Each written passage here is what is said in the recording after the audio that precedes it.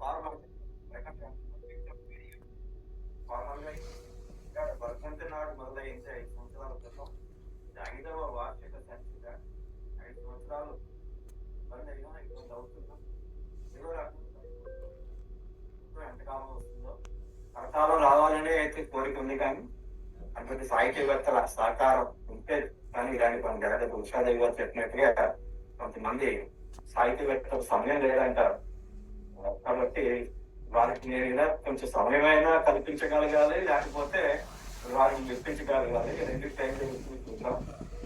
ఇంతవరకు చక్కటి వ్యాసాలు మనకి పంపించి ప్రకాశ్ ఆదరించినందుకు అందరికీ రచయితలకి చదవలకి మీరు విన్నాం. అలాగే ఆచార్య రాహుల్ గారు అందరికీ నమస్కారం అండి. ముఖ్యంగా మనకి గురజాడ ఫౌండేషన్ వారికి, అటు అంతర్జాతీయ గురజాడ ఫౌండేషన్, తర్వాత భారతదేశంలో ఉన్నటువంటి భారతీయ గురజాడ ఫౌండేషన్ కి ముందుగా నా నమస్కారాలు తెలియజేస్తున్నాను.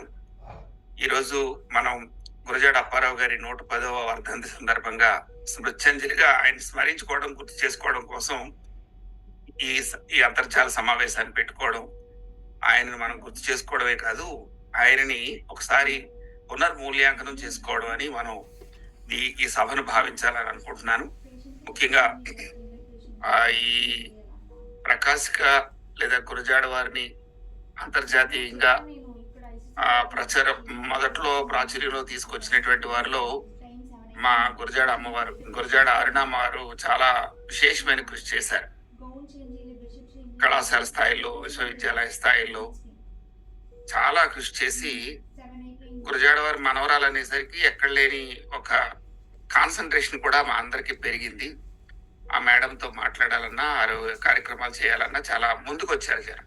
ఆ విధంగా ఆ గురజాడ కార్యక్రమాలని చాలా చేశారు.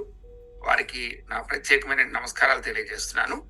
నేటి సభాధ్యక్షులు డాక్టర్ కొవ్వలి గోపాలకృష్ణ గారు, ఆయన అమెరికాలోని క్యాన్సర్ ఔషధ రూపకల్పనలో శాస్త్రవేత్తగా పనిచేస్తూనే ఆయన అనేక విశ్వవిద్యాలయాల్లో ఆనరరీ ప్రొఫెసర్ గాను, అడ్జుటెంట్ ప్రొఫెసర్ గాను పనిచేసిన అనుభవం ఉంది.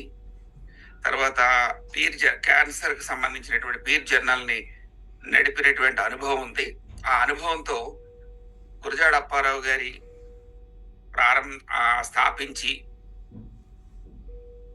స్థాపించినటువంటి ప్రకాశిక పత్రికను జనం అందరికీ చూపించారు. ఇలా ఉంటుంది ఆ పత్రిక అనేది. కాబట్టి దానికి ప్రధాన సంపాదకులుగా వారు పనిచేయడమే కాకుండా ఔత్సాహకులైనటువంటి వాళ్ళని కొంతమందిని కలుపుకొని ఒక సంపాదక మండలిని కూడా ఏర్పాటు చేశారు. ఏర్పాటు చేయడంలో నన్ను కూడా భాగస్వామ్యం చేస్తున్నామని ఒక లేఖ పంపించినప్పుడు నేను రాసింది ఏంటంటే, నాకు ఒక జ్ఞానపీఠ పురస్కారం రావడం కంటే, ఒక సాహిత్య అకాడమీ పురస్కారం రావడం కంటే ప్రకాశిక పత్రికలో సంపాదక మండలిలో ఉండడం నాకు లభించిన గొప్ప గౌరవంగా భావిస్తున్నాను అని ఆయనకు రాశాను. నేను ఇప్పటికి కూడా అదే అభిప్రాయంతో ఉన్నాను. ఎందుకంటే గురజాడ అప్పారావు గారు తెలుగు సాహిత్యానికి ఒక గొప్ప వ్యక్తి, ఒక దిశానిర్దేశం చేసినటువంటి వారు. అందుచేత నన్ను అందులో సంపాదకంగా పెట్టడం నేను ఆశ్చర్యపోయాను. నాకు అది ఇచ్చినటువంటి గొప్ప గౌరవంగా భావిస్తున్నాను. అందుకు ముందుగా వారికి నమస్కారాలు తెలియజేస్తున్నాను. తర్వాత మనం ఈరోజు ప్రకాశిక పత్రికకు సంబంధించినటువంటి ఒక 5 నిమిషాలు నేను మాట్లాడతాను. ఆ తర్వాత అలాగే ఈరోజు ప్రత్యేక అతిథిగా పాల్గొన్నటువంటి సహృదయ సాహితీ విశాఖపట్నం అధ్యక్షులు శ్రీ శేఖర్ మంత్రి ప్రభాకర్ రావు గారికి, అలాగే మా గురువు గారు ఆచార్య ఉషాదేవి మేడం, ఐనవేల్ ఉషాదేవి మేడం గారికి, తర్వాత ఈరోజు చక్కటి సమీక్ష అనేది చాలా బాధ్యతతో కూడింది. ఇద్దరు కూడా ఆ బాధ్యతను బాగా నిర్వహించారు. మా మిత్రులు మంచి కవి డాక్టర్ ఎస్ షమీవుల్లా గారు చక్కగా రాసుకుని చక్కగా ప్రజెంట్ చేశారు. దానివల్ల ఏమవుతుందంటే, రాసుకుని ప్రజెంట్ చేయడం వలన భావాలు పక్కదో పట్టవు, ఆ పని చేశారు. అందుచేత షమీవుల్లా గారికి నా ప్రత్యేకమైనటువంటి నమస్కారాలు తెలియజేస్తున్నాను. చెంగల్వా రామలక్ష్మి మేడం కవిత్వం రాస్తూ ఉంటారు. వెంటనే మనస్విని మీద పుస్తకం వచ్చిన వెంటనే ఒక సమీక్ష కూడా పరిచయం కూడా రాశారు. మేడం నిరంతరం గురజాడ మీద ఎక్కడ ఒక వ్యాసం రాస్తూ ఉంటారు, ఒక కవితలు రాస్తూ ఉంటారు. ఈరోజు చాలా లోతుగా అంటే భాషా పరిశీలన, అంటే మనస్వినిలో ఉన్నటువంటి భాషను అటు సంస్కృత ఆంధ్ర భాషలు ఏ విధంగా గోపాలకృష్ణ గారి కవిత్వంలో ఉంటాయి అనేది నిష్పాక్షికంగా చేశారు. అయితే దానికి గోపాలకృష్ణ గారు చెప్పినటువంటి వివరణ కూడా నాకు సరిపోయింది అనిపించింది. ఎందుకంటే నాకు కూడా అప్పుడప్పుడు పంపిస్తా ఉంటారు. పంపించినప్పుడు విమర్శకుడు ఉండవలసినటువంటి మొట్టమొదటి లక్షణం ఏంటంటే సహృదయత. సహృదయత అంటే ఆ కవిత మనమే రాసుంటే మనం ఎలాంటి స్పందనను కోరుకుంటాము అలాంటి స్పందనను ముందు ఆ కవికి అందించాలి. అప్పుడు ఏమవుతుందంటే ఆయనలో రాయాలి లేదా ఆమెలో రాయాలి అనే ఒక ఉత్సాహం పెరుగుతుంది. అంతేకాకుండా ఆ కవితలో ఉన్నటువంటి ఉదాత్తమైనటువంటి భావాలని ముందు చెప్పాలి. దాని ద్వారా కూడా ఓహో నేను నాకు తెలియకుండానే చాలా విషయాలు చెప్తున్నాను అనమాట, ఆయన రాయొచ్చు అని ముందుకు వస్తారు. చివరిలో అందులో ఏదైనా చిన్న లోపాలు ఉంటే ఇది ఇలాగా ఉంటే బాగుంటుంది, ఇది కూడా బాగుంది కానీ ఇలా ఉంటే బాగుంటుంది అని మనం సూచన చేసి చేయాలి. నేను అలాగే చేసేవాడిని. అలాగని గోపాలకృష్ణ గారు రాసినటువంటి కవిత్వంలో లోపాలు నాకు ఎక్కడ ఏమీ కనిపించలేదు. వారు సంప్రదాయ సాహిత్యాన్ని ఆధునిక సాహిత్యాన్ని విస్తృతంగా చదవడం వలన వారి భాష సంస్కృత ఆంధ్ర సాహిత్యాలతో మిళితమైనటువంటి భాష వస్తుంది. దాంతోపాటు వారు మనం సెయ్యకు సంబంధించి మనం నారికేళ పాకం అని, తర్వాత కదలి పాకం అని, ద్రాక్ష పాకం అని మనం అలంకార శాస్త్రంలో చెప్పుకుంటూ ఉంటాం. ఏ సందర్భానికి ఆ సందర్భంతో కూడినటువంటి శబ్ద సౌందర్యాన్ని ఉపయోగించడం ద్వారా ఆ కవితకు ఆ శక్తి వస్తుంది. అది అలంకార శాస్త్రంలో చెప్పేది. అది తెలియవచ్చు తెలియకపోవచ్చు కానీ గోపాలకృష్ణ గారు ఏం చేసేవారంటే అంతే అద్భుతంగా వేయటం అనేది నేను గమనించాను. వీటన్నింటినీ కూడా మన రామలక్ష్మి మేడం గారు బాగా సమీక్షించారు. వారికి నా నమస్కారాలు తెలియజేస్తున్నాను. ఈ సమావేశంలో పాల్గొంటున్నటువంటి గురజాడ రవీంద్రుడు గారికి, తర్వాత ఇతర సభ్యులు, మా సంపాదక వర్గ సభ్యులు కూడా చాలా మంది ఇందులో ఉన్నారు. వారికి కూడా నమస్కారాలు తెలియజేస్తున్నాను. పెద్దవారు కొత్తపల్లి రవిబాబు గారు కూడా ఉన్నారు. వారికి కూడా నమస్కారాలు తెలియజేస్తున్నాను. ఈరోజు నాకు ఇచ్చినటువంటి పాత్ర ఏంటంటే ప్రకాశిక పత్రిక ఆవిష్కరణ అన్నాం. నా బ్యాక్గ్రౌండ్ లో ప్రకాశిక పత్రికను పెట్టేసి ఆవిష్కరణ చేసేసాను. కాబట్టి ప్రకాశిక పత్రిక ఆవిష్కరణ జరిగిందని నేను భావిస్తున్నాను. అయినా కానీ అఫీషియల్ గా చేయాలి కాబట్టి నేను ఈ మొబైల్లో ఆ ప్రకాశిక పత్రికను చూపిస్తున్నాను. దీని ద్వారా ప్రకాశిక పత్రిక ఆవిష్కరణ జరిగిందని నేను భావిస్తున్నాను. ప్రకాశిక పత్రిక ఆవిష్కరణ అంటే పుస్తకం చూపించడం అని నేను అనుకోవట్లేదు. ప్రకాశిక పత్రిక హృదయ ఆవిష్కరణ చేయడం నిజమైనటువంటి ఆవిష్కరణగా నేను భావిస్తున్నాను. ఇప్పుడు 5వ సంచిక జరుగుతుంది. గోపాలకృష్ణ గారు కానీ లేకపోతే గురజాడ ఫౌండేషన్ కానీ ఎంత సహృదయమైనటువంటి ఆ ఆలోచనతో నడుపుతున్నారో తెలియాలంటే ఈ 5వ సంచిక అందశ్రీ గారి వ్యాసాన్ని, ఒక సుదీర్ఘమైన వ్యాసాన్ని, 23 పేజీల వ్యాసాన్ని, ఆ వ్యాసం జాగ్రత్తగా చూస్తే తెలంగాణ సాంస్కృతిక చైతన్యాన్ని ప్రతి అక్షరంలోనూ పెట్టాం. ఒక ఏమీ చదువుకోనటువంటి ఒక వ్యక్తి, తల్లిదండ్రులు ఎవరో కూడా తెలియనటువంటి వ్యక్తి, జనాదరణకు నోచుకోలేనటువంటి ఒక కులంగా భావిస్తున్నటువంటి వ్యక్తి తెలంగాణ రాష్ట్రానికి సంబంధించి జై జయ హే తెలంగాణ అని రాష్ట్ర గీతాన్ని రాసినటువంటి వ్యక్తి గురించి 23 పేజీల ప్రకాశికలో ఒక వ్యాసం ఇచ్చామంటే, ఒక వ్యాసానికి ప్రాధాన్యం ఇచ్చారంటే అది గురజాడ వారు మట్టి మనుషులకి ఇచ్చినటువంటి గౌరవంగా నేను భావిస్తున్నాను. పేద ప్రజలకు ఇచ్చినటువంటి గౌరవంగా భావిస్తున్నాను. మానవత్వానికి ఇచ్చినటువంటి విజయ పతాకగా నేను భావిస్తున్నాను. అందుకని నేను కూడా అందులో కార్యనిర్వాహక సంపాదకులుగా నన్ను పెట్టినా కానీ నేను ఇంతకుముందు మా ఉషాదేవి మేడం చెప్పిన విషయాలు కరెక్ట్.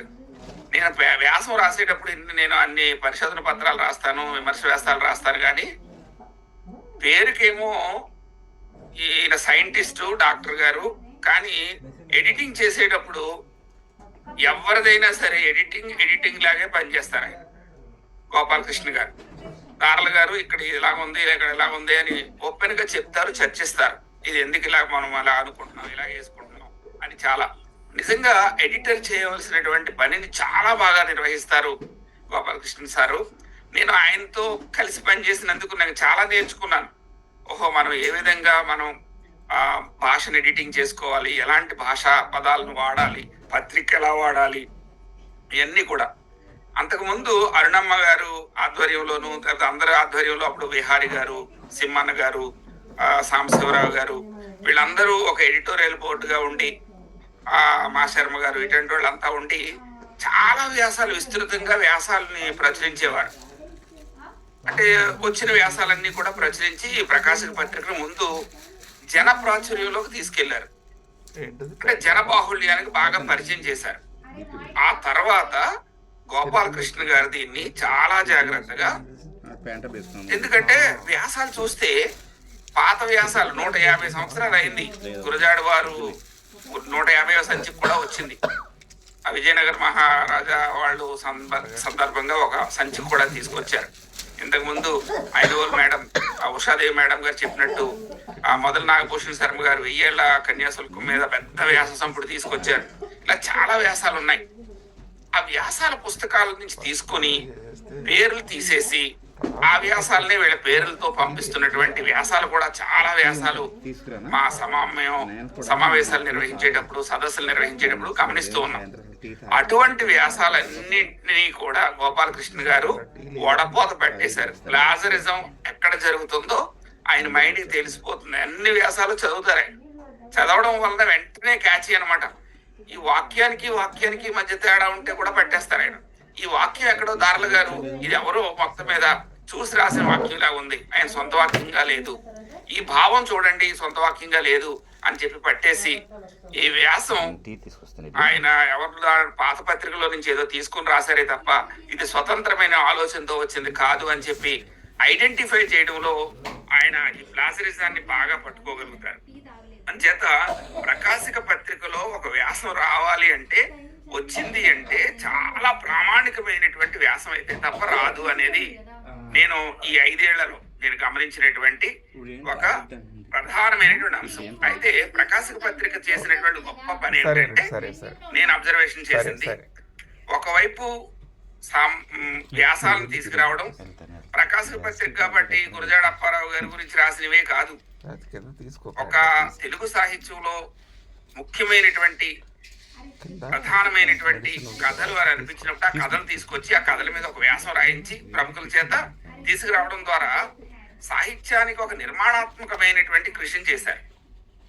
రెండోది, విదేశాలలో లేదా ఇతర భారతదేశంలోని ఇతర ప్రాంతాలలో మన తెలుగు వాళ్ళ యొక్క వాడికి ఎలా ఉంది, ఆ భాష ఎలా ఉంది, సాహిత్యాలు ఎలా ఉన్నాయి అని అదో ప్రత్యేకమైనటువంటి శీర్షిక మొదలు పెట్టారు. ఇంకొక ముఖ్యమైనటువంటి అంశం ఏంటంటే, అప్పుడు రాజపాలెం చంద్రశేఖర్ రెడ్డి గారు సహాయం తీసుకున్నారు. తర్వాత మన ఆయన వాళ్ళు ఉషాదేవి మేడం గారు సహాయం తీసుకున్నారు. తర్వాత మోహన్ గారు సహాయం తీసుకున్నారు. తర్వాత గార్పాటి దామోదర్ నాయుడు గారి సహాయం వాళ్ళని తీసుకుంటూనే వీరు కూడా ఒక సంపాదకత్వంలో భాగంగా ఆధునిక కవితా ప్రక్రియల మీద ఒక పుస్తకం తీసుకొచ్చారు. అంటే ఒక స్పెషల్ ఇష్యూ తీసుకొచ్చి ఆ స్పెషల్ ఇష్యూగా ఉంచేయకుండా దాన్ని మళ్ళీ పుస్తకంగా తీర్చిదిద్దారు. తర్వాత తెలుగులో కవిత్వోద్యమాలు అని, నిజానికి అది చాలా గొప్ప సంచిక, అది చూశాను నేను. అందులో మొత్తం ఆ ఇష్టం ఉన్నా లేకపోయినా తెలుగులో ఈ సాహిత్య ఉద్యమాలు, ఈ కవితోద్యమాలు జరుగుతున్నాయి, ఆ ఉద్యమాల మీద ఒక సంచిక మన ప్రకాశకు తీసుకురావాలి అని, ఆ చరిత్రలో ప్రకాశకు చేసినటువంటి కృషిని శాశ్వతంగా నిలుపుకునేటట్టుగా తెలుగులో కవిత్వోద్యమాలు అనే ఒక స్పెషలిస్ట్ తీసుకురావడం, తర్వాత పుస్తకంగా తీసుకురావడం. తర్వాత గురజాడ గారి భాషా పరిణామం మీద ఆయా రంగాల్లో నిష్ణాతులైనటువంటి వాళ్ళు, ఏదో ఎడిటోరియల్ బోర్డులో ఉన్నాం కాబట్టి అందరి చేత రాయించడం కాదు, ఆ రంగాల్లో నిష్ణాతులైనటువంటి వ్యక్తుల చేత మాత్రమే వ్యాసాలు రాయించారు. తర్వాత జానపద వాగ్గేయకార సాహిత్యం మీద జిఎస్ మోహన్ గారు ప్రధాన సంపాదకులుగా ఆయన సంపాదకులుగా ఆధారం చేసుకుని వాగ్గేయకారుల్లో ఉన్నటువంటి సాహిత్యం మీద ప్రత్యేకమైనటువంటి ఒక ఇష్యూ తీసుకొచ్చి దాన్ని మళ్ళీ పుస్తకంగా తీసుకొచ్చారు. తర్వాత గార్పాటి దామోదర నాయుడు గారి ఆధ్వర్యంలో ప్రాచీన సాహిత్యంలో సామాజిక స్పృహ, ఎందుకంటే గురజాడ అప్పారావు గారి సామాజిక స్పృహ, సమాజం గురించి ఆలోచన, కాబట్టి ఆ సామాజిక స్పృహ మనం ఎలా అర్థం చేసుకోవాలని చెప్పి ఒక ప్రత్యేకమైన సంచిక తీసుకొచ్చారు.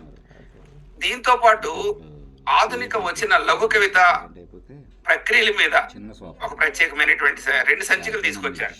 ఒకటి ఏంటంటే నానీలు, తర్వాత గజల్స్, తర్వాత ఇటువంటి వాటి మీద ఒకటి తీసుకొచ్చారు. అప్పుడు మా వింజవాసిని మేడం గారి సహకారాన్ని తీసుకున్నారు.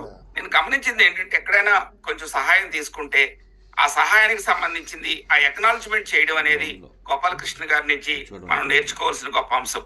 వింజవాసిని గారు ఈ వ్యాసాలను సేకరించారు కాబట్టి వారిని ఖచ్చితంగా మనం ఈ విభాగానికి ఆమె పేరు వేయాలి అని అన్నారు. అలాగే మొన్న ఒక ఇష్యూ తీసుకొచ్చినప్పుడు డాక్టర్ గెడ్డం శ్యామల మేడం గారు ఈ ఇష్యూకి ఆమె కృషి చేశారు కాబట్టి ఆమె పేరు వేయాలి అని చెప్పి, అంచేత ప్రకాశిక పత్రిక ఒక నిర్మాణాత్మకమైనటువంటి కృషిని కొనసాగించింది. తెలుగు పత్రికా రంగంలోను అటు సాహిత్య రంగంలోను ఒక తనదైనటువంటి ముద్రతో ఈ పత్రికను తీసుకొస్తున్నటువంటి గురజాడ ఫౌండేషన్ వారికి నా ప్రత్యేకమైనటువంటి అభినందనలు, ధన్యవాదాలు కూడా తెలియజేస్తున్నాను. ఒక యూనివర్సిటీ చేయాల్సినటువంటిది. ఈ సందర్భంగా ఒకళ్ళని గుర్తు చేసుకోవాలి. వారి పేరు ఏంటంటే శివాజీ గారు. ఆ శివాజీ గారు ఈ ఆన్లైన్ పత్రిక అయినప్పటికీ కూడా ఆ పత్రిక చదువుతుంటే మనం అది డిజిటల్ కాపీ చదువుతున్నప్పటికీ కూడా అది మనం హార్డ్ కాపీ చదువుతున్నాము అనే ఒక ఫీలింగ్ కలుగుతూ ఉంటుంది అనమాట. అంత చక్కగా వెంకట్ గారు, తర్వాత మనకు బొమ్మల వేయడంలో శివాజీ గారికి అనుకుంటారండి. అలాగే కిరణ్ గారు కూడా మనకు వెబ్సైట్ నిర్మాణంలో. ఇంకో చిత్రం ఏంటంటే ఎక్కడా కూడా గోపాలకృష్ణ గారు ఊరికని చేయించుకునే లక్షణం లేదు ఆయనకి. నేను గమనించింది అది. ఒక పేజీకి 250 రూపాయల దాకా ఎంతో ఇస్తున్నారండి. నేను ఆశ్చర్యపోయాను. నిజానికి ఒకసారి అలా పెట్టేసి యూనికోడ్ లో పెట్టేస్తే అంతా ఫ్లోలో వచ్చేస్తుంది, ఈజీ, అసలు డబ్బులే అవసరం లేదు. కానీ అలా అనుకోలేదు. ప్రకాశిక పత్రిక ఇప్పుడు వస్తున్నటువంటి అంతర్జాల పత్రికలన్నింటికంటే భిన్నంగా కనిపిస్తుంది. అంతర్జాల పత్రిక చదువుతున్నాము అనే ఫీలింగ్ కాకుండా అది ఒక ముద్రితమైనటువంటి పత్రికని మనం చదువుతున్నాము అనే అనుభవాన్ని మనకు కలిగిస్తూ ఉంటుంది. దీంతో పాటు ప్రకాశిక పత్రిక వారు చేసినటువంటి ఒక గొప్ప కృషి ఏంటంటే ఇక్కడ పీడిఎఫ్ని ఆన్లైన్లో అందిస్తూనే వెబ్సైట్ నిర్మాణం కూడా చేపట్టారు.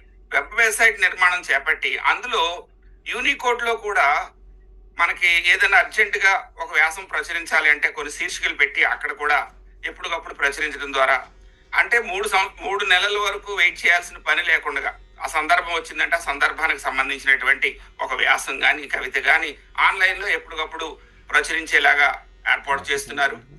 ఇంటర్నెట్ సెర్చ్లో ప్రకాశిక అని కానీ గురజాడ అని కానీ లేదా అందులో రాసినటువంటి వ్యాసకర్తలు కానీ కవులు కానీ గూగుల్లో కనుక వాళ్ళు టైప్ చేస్తే వీళ్ళందరి పేర్లను బట్టి ప్రకాశిక పత్రికకి వెళ్ళిపోయేటట్లుగా కూడా మనకి సెర్చ్ ఇంజిన్ పనిచేస్తుంది. ఆ విధంగా గురజాడ అప్పారావు గారి ప్రకాశిక పత్రికని విశ్వవ్యాప్తం చేయడంలో గురజాడ ఫౌండేషన్, ముఖ్యంగా గోపాలకృష్ణ గారు, వారి బయోడేటా చూశాను నేను. నాకు అంతకుముందు తెలియదు. ఆయన హైదరాబాద్ సెంట్రల్ యూనివర్సిటీలో ఎంఎస్సీ చేశారు. ఆ తర్వాత ఢిల్లీ యూనివర్సిటీలో పిహెచ్డి చేశారు కెమిస్ట్రీలో. ఆ తర్వాత మళ్ళీ పోస్ట్ డాక్టర్లు చేయడానికి అమెరికా వెళ్ళారు. అక్కడికి వెళ్ళిన తర్వాత చాలా కాలం పాటు ఆ క్యాన్సర్ ఇన్స్టిట్యూట్ లో డాక్టర్ గాను సైంటిస్ట్ గాను పనిచేశారు. ఇప్పటికి కూడా ఆయన చాలా సంస్థలకి కన్సల్టెన్సీ చేస్తూనే 2-3 కంప్యూటర్ల దగ్గర పెట్టుకుంటారు, 2-3 ఫోన్లు పెట్టుకుంటారు. ఆ మధ్య ఇండియా వచ్చినప్పుడు ఆయన కలవడానికి వెళ్ళినప్పుడు 2 ఫోన్లు ఉన్నాయి. ఆయన ఎంత సహృదయులంటే ఒక హోటల్కి తీసుకెళ్లి దార్ల గారు రండి అని చెప్పి చక్కగా భోజనం చేస్తూ మాట్లాడినప్పుడు చూశాను నేను. 2 ఫోన్లతో ఎప్పటికప్పుడు మెసేజ్ ఇచ్చేస్తూ ఉన్నారు. అటు సైంటిస్టులకి అడ్వైజ్ ఇస్తున్నారు, మరొక వైపు సాహిత్యానికి అడ్వైజ్ ఇస్తున్నారు.